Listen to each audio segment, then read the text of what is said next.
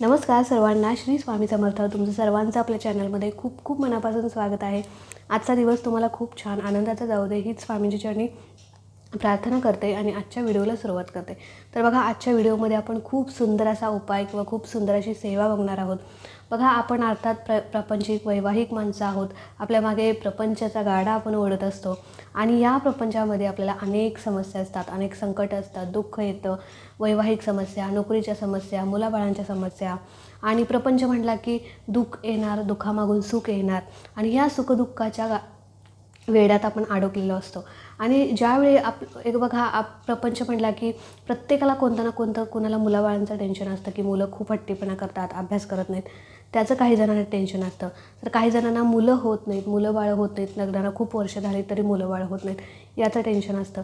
काही जणांना लग्न होत नाही म्हणून त्याचं टेन्शन असतं, काहींना नोकरी लागत नाही त्याचं टेन्शन असतं.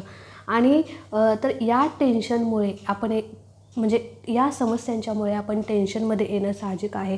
आपल्याला टेन्शन येणं, तणाव येणं खूप साहजिक आहे.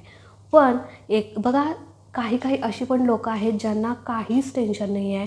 मुलगा जॉबला आहे, मुलगीचं लग्न झालेलं आहे, मुलगीचे घरी सगळं व्यवस्थित आहे, त्यांच्या घरात सगळं व्यवस्थित आहे, जिथल्या तिथं मंगलमय घरात वातावरण आहे, लहान मुलं, हसता खेळता परिवार आहे, पैशाचं टेन्शन नाही, घरात कशाची कमी नाही, धनधान्याची बरकत आहे, पैशाचा घरात पाऊस पडतो आहे, सगळं जिथल्या तिथं आहे. पण उगाचच एखाद्या व्यक्तीला टेन्शन येतं. काय येतं काय माहीत नाही, पण मन घाबरल्यासारखं होतं किंवा छातीत अचानक धडधडतं किंवा स्वतःचा जीव स्वतःला नकोसा वाटणं, आपल्याच घरात, आपलं घर असून आपल्या घरात आपल्याला बसू वाटत नाही, मन सतत धडधड, म्हणजे मन घाबरतं, उगाचच घाबरतं. त्या घाबरण्याला काही अर्थ नसतो, काही त्याच्यामागं टेन्शन नसतं, तणाव नसतं किंवा काही नसतं. पण उगाचच जर तुमचं मन घाबरल्यासारखं होत असेल, म्हणजे अचानक छातीत धडधड होत असेल किंवा म्हणजे सुसाईड करूया का काय, असे विचार जर तुमच्या मनामध्ये येत असतील, तर या सगळ्यामागे बघा, या सगळ्यावरती एक सुंदर उपाय, आज एक आध्यात्मिक आणि धार्मिक उपाय मी आज तुमच्यासोबत शेअर करणार आहे. खूप सुंदर उपाय आहे. ह्या गोष्टी जर तुमच्यासोबत घडत असतील, उगाचच छातीत धडधडणे, घाबरल्यासारखं वाटणे, सुसाईडचे विचार मनात येणे, ह्या गोष्टी जर तुमच्या मनात येत असतील, तुमच्यासोबत घडत असतील, तर हा उपाय तुम्ही नक्की करा. खूप सुंदर उपाय आहे. नक्की करून बघाल तर तुमच्या आयुष्यामध्ये आणि ज्या काही गोष्टी घडायला आहेत त्यापासून तुम्हाला 100% मुक्ती मिळेल. तर बघा, आपलं आयुष्य जे आहे ते अगदी म्हणतो ना की क्षणभंगूर आहे आणि हे माणसाचं आयुष्य आहे ते खूप सुंदर आहे. अगदी आनंदानं जगलं पाहिजे. 84 लक्ष योनीतून गेल्यानंतर आपल्याला त्यानंतरचा जन्म आपल्याला मनुष्यजन्म मिळतो आणि मनुष्यजन्म ज्याला मिळाला तो खरा भाग्यवान असतो. आणि हे इतक्या कठीण ह्याच्यातून मिळालेला जन्म उगाचच असं टेन्शनमध्ये, तणावामध्ये घालवणं काही योग्य नाही. त्यामुळे आपलं आयुष्य आहे, कितीही संकट आलं, दुःख आलं तरी आपण आनंदातच जगलं पाहिजे.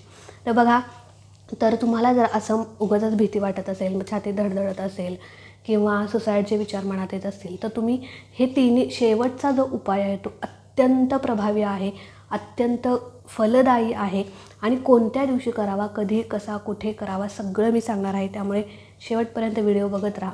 तर आता पहिले 2 उपाय आहेत. तिन्हीही उपाय तुम्हाला जमले तर तिन्हीही करा. या सगळ्या त्रासातून तुम्हाला खरंच मुक्ती मिळेल आणि आनंदाने आयुष्य जगाल. तर बघा, काय करायचं, तर पहिला उपाय मी तुम्हाला सांगते. तर रोज तुम्हाला, आता ज्या दिवशी तुमच्यासमोर हा व्हिडिओ येईल त्या दिवशीपासून तुम्ही ह्या उपायांना चालू करा. शेवटचा उपाय जो आहे तो कधी करायचा, कोणत्या दिवशी करायचा हे मी सांगणार आहे. आणि पहिले 2 उपाय आहे ते तुम्ही कधीही कोणत्याही दिवशी करू शकता. तर आता पहिला उपाय जो आहे तो ते अगदी साधा सोपा उपाय आहे. तर रोज तुम्हाला काय करायचं, रोज तुम्हाला तुमचं अंघोळीचं जे पाणी असतं त्या अंघोळीच्या पाण्यामध्ये 2 ते 3 थेंब गोमूत्र टाकायचं आहे. बघा, गोमूत्र हे आपल्या बघा 33 कोटी देवांच्या पासून, बघा, गाईमध्ये 33 कोटी देव सामावलेले आहेत असं म्हटलं जातं. आणि या गाईचं गोमूत्र जे असतं ते खूप पवित्र असतं. त्याच्यामुळे 2 ते 3 थेंब तुम्हाला गोमूत्राचे तुमच्या आंघोळीच्या पाण्यामध्ये टाकायचे आहेत आणि त्या पाण्याने तुम्हाला आंघोळ करायचे आहेत. आता या पाण्याने आंघोळ केल्याने काय होईल, बघा, आयुष्यामध्ये खूप टेन्शन, आता हे साधे उपाय आहेत, याने काय होतं आहे असं काही जण म्हणतील, पण हे उपाय जे आहेत ते आपण सलग करू. काही दिवस सलग, 15 दिवस, 20 दिवस, 25 दिवस सलग जर करून आता त्याचा प्रभाव आपल्यावरती पडतो. ते जे काही उपाय आपण मनापासून केलेले असतात त्याचा प्रभाव आपल्यावर होतो आणि आपल्याला त्रासातून त्याला मुक्ती मिळत असते. तर गोमूत्र तुम्हाला 2 ते 3 थेंब टाकायचे आहेत आणि रोज तुम्हाला त्याने आंघोळ करायची. आता गोमूत्र आपल्या स्वामींच्या केंद्रामध्ये मिळतं, तिथून तुम्ही घेऊ शकता. तर आता त्यानंतर दुसरा उपाय जो आहे, दुसरा उपाय कोणता आहे, तर आता प्रत्येकाच्या गावामध्ये दत्त महाराजांचं मंदिर असतं किंवा स्वामींचं केंद्र असतं. दत्त महाराजांचं मंदिर असेल चालेल, स्वामींचं केंद्र असेल चालेल, किंवा तुमच्या घराजवळ एखादं औदुंबराचं झाड असेल तर तिथेसुद्धा हा उपाय तुम्ही करू शकता, किंवा ही सेवा म्हणूया आपण, ही सेवा करू शकता. आता काय करायचं बघा, रोज तुम्हाला, याला काही वेळेचं बंधन नाही, कधीही दुपारी, सकाळी, शक्यतो संध्याकाळच्या वेळेला म्हणजे 5-6च्या दरम्यान, किंवा सकाळी आपण ज्यावेळी मॉर्निंग वॉकला जातो त्यावेळी हा उपाय किंवा ही सेवा केली तरी चालेल. तर काय करायचं, रोज तुम्हाला औदुंबराच्या वृक्षाला फेऱ्या मारायच्या आहेत किंवा प्रदक्षिणा घालायच्या आहेत. आता प्रदक्षिणा घालत असताना तुम्ही कोणत्याही मंत्राचा जप करू शकता, आपल्या महाराजांचा, स्वामींचा जप करू शकता, दत्तगुरूंचा जप करू शकता, पण रोज 11 प्रदक्षिणा, जेवढ्या जास्त जमतील ना तेवढ्या घाला, पण कमीत कमी 11 प्रदक्षिणा तर तुम्हाला घालायच्या आहेत. आता प्रदक्षिणा का घालायच्या, आणि या प्रदक्षिणा घातल्याने आपला हे त्रास, हे छातीत धडधडणं, उगाचच भीती वाटणं, सुसाईडचे विचार मनात येणं, मन घाबरणं, ह्या गोष्टी काय जाणार आहेत का, तर बघा बिलकुल त्याचा प्रभाव आपल्यावर पडत असतो. बघा औदुंबर वृक्ष जे आहे ते, औदुंबर वृक्षामध्ये साक्षात दत्त महाराजांचा वास आहे. दत्त महाराज सूक्ष्म रूपामध्ये औदुंबर वृक्षामध्ये वसलेले आहेत, आणि त्याचबरोबर औदुंबर वृक्षाखाली 64 योगिनींचा वास आहे. आणि हे काही जे 64 योगिनी आहे, दत्तगुरू चा सूक्ष्म कण औदुंबर वृक्षामध्ये आहे, त्या ज्यावेळी आपण ते प्रदक्षिणा घालत असतो त्यावेळी जसं आपण प्रदक्षिणा घालू, जसे वेढे घेऊ, जसे म्हणजे वेढे घेऊ तसं आपल्यात जो काही तणाव आहे, जे काही टेन्शन आहे, दुःख आहे, ते सुद्धा हळूहळू त्या उलटा म्हणजे वेढा पडत असतो असं म्हटलं जातं. आणि जसं आपण वेढे मारू तसा आपला दुःखाचा वेढा कमी होत जातो. आणि त्या 64 योगिनींचं वलय चक्र आणि दत्तगुरूंचं वलय चक्र आपल्या भोवती आपल्यासोबत राहतं असं म्हटलं जातं.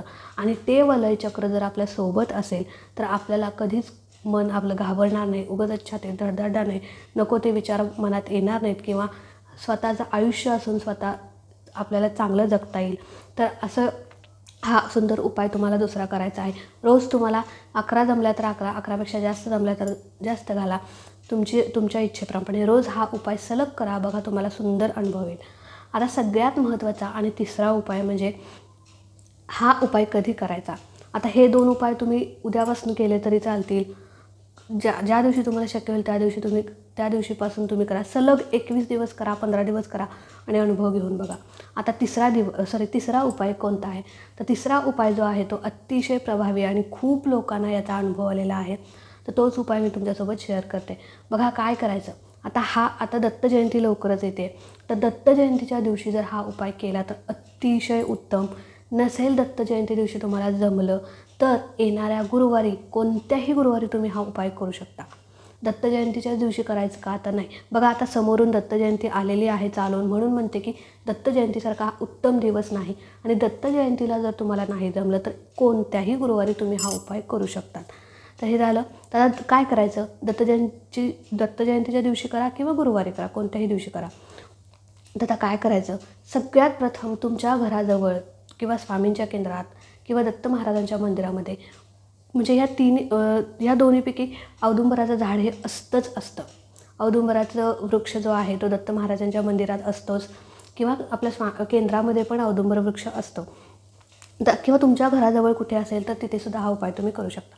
तर आता काय करायचं, सगळ्यात प्रथम औदुंबर वृक्षापाशी जायचं, औदुंबर वृक्षाला नमस्कार करायचा. तुम्ही जर केंद्रात किंवा महाराजांच्या मंदिरात गेला, पहिल्यांदा मंदिरात जायचं, नमस्कार करायचा, तुमचं जे काही टेन्शन आहे, त्रास आहे, दुःख आहे, महाराजांपुढे बोलायचं आणि सांगायचं की म्हणजे तुमची जे काही मनात चालू आहे ना, उगाचच टेन्शन येतं आहे, घाबरल्यासारखं होतं आहे, नको ते विचार वाईट मनात येतात, हे सगळं जे आहे महाराजांना सांगायचं. आणि ह्या नको त्या विचारांपासून, नको त्या टेन्शनपासून, विनाकारण लागलेल्या काळजीपासून मला मुक्ती मिळू दे, माझं आयुष्य सुखी होऊ दे, असं महाराजांना विनंती करायची. आणि त्याच्यासाठी मी हा उपाय करतो आहे, तो उपाय मला लागू होऊ दे, असं महाराजांना विनंती करायची. आणि तिथून येताना औदुंबरच्या वृक्षाखाली काड्या पडलेल्या असतात, औदुंबर झाडाच्या छोट्या छोट्या झाडाच्या काड्या पडलेल्या असतात, ती काडी तिथून एखादी उचलून आणायची. बघा खाली पडलेली काडीच उचलून आणायची. औदुंबर वृक्षाची झाडाची जी फांदी असते किंवा काठी असते ती अजिबात तोडायची नाही. खाली पडलेली जी काडी असते, छोटी काडी तुम्ही एवढीशी घ्या तोडून, ती तोडून म्हणजे खाली पडलेली ती तुम्हाला घ्यायची आहे आणि उचलून आणून घरात आणायची आहे. परत एकदा सांगते, वृक्षाची काडी तोडायची नाही, खाली जी पडली असेल तीच घ्यायची. तर आता तिथून आणायची. त्यानंतर काय करायचं, घरात आणून ती काडी जी आहे आपले हातपाय स्वच्छ धुवायचे. त्यानंतर देवघरापुढे बसायचं. त्या काडीला, ज्या औदुंबर वृक्षाच्या काडीला स्वच्छ पाण्याने धुवायचं. स्वच्छ पाण्याने धुवायचं. त्यानंतर एकदा दुधाने धुवायचं. दुधाने अभिषेक करू शकता किंवा दुधाने फक्त धुतलं किंवा त्याला म्हणजे स्वच्छ केलं तरी चालेल. किंवा श्री गुरुदेव दत्त, श्री गुरुदेव दत्त किंवा स्वामींचा जप करत तिला 11 वेळा अभिषेक घातला तरी चालेल. तर दुधाने आणि पाण्याने त्या काडीला स्वच्छ धुवून घ्यायचं. त्यानंतर देवघरापुढे बसायचं. बसण्यासाठी एक आसन घ्यायचं आणि त्यानंतर ती काडी जी आहे ती तुमच्या उजव्या हातामध्ये घ्यायची. उजव्या हातामध्ये घेऊन झाल्यानंतर तुम्हाला काय करायचं, त्या बघा, कोणताही उपाय, कोणतीही सेवा करत असताना त्या जी आपण वस्तू वापरणार आहोत त्या वस्तूवरती स्तोत्रांचं, मंत्रांचं पठण झालं तरच ती वस्तू अभिमंत्रित होते किंवा ती गोष्ट अभिमंत्रित होते आणि त्याचा लाभ आपल्याला होत असतो. म्हणून ती काडी तुम्हाला स्वच्छ धुवून तिची पहिल्यांदा पंचोपचार पूजा करायची. पाण्याने धुतलं किंवा दुधाने धुवून झाल्यानंतर हळद, कुंकू, अक्षदा, फूल वाहून त्याची पंचोपचार पद्धतीने पूजा करायची. त्यानंतर ती काडी हातात घ्यायची.